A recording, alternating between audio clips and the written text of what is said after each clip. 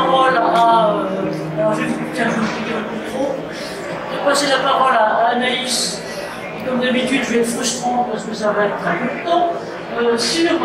Notamment sur l'univers médical, donc Anaïs Chorel, c'est Japet, et en dehors de ça, c'est l'objectif de mettre en relief, même si ce que vous faites, le voit très bien, c'est aussi de regarder un univers particulier, moi, qui me tient à cœur pour plein de raisons, et qui est l'univers médical et hospitalier. Effectivement, nous, initialement, on vient du médical pour traiter des patients qui souffraient de problèmes de dos. On a très vite été confrontés aux problématiques rencontrées par les soignants dans le cadre de leur activité professionnelle. Ce sont des métiers, quand on parle des aides-soignantes ou des infirmières, qui ont un nombre de tâches qui est très très varié et où les contraintes peuvent être sur différentes parties du corps.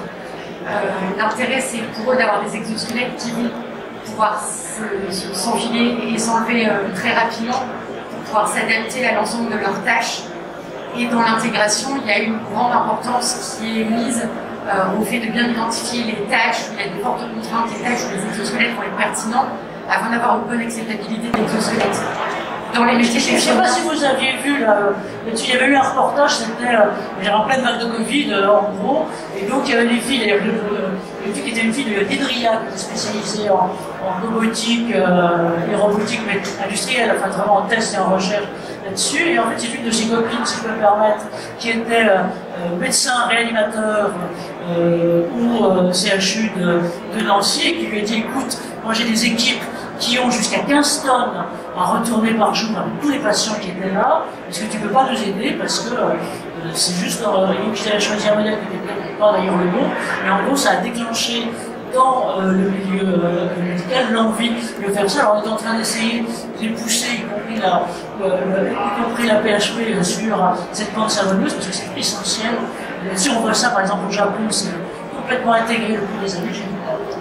Nous encore, c'est vrai. Du coup, on voit effectivement que des structures comme la PHP ou comme la Croix-Rouge française commencent à équiper les soignants d'exosquelettes pour diminuer la pénibilité, éviter les problématiques de dos dans les entreprises.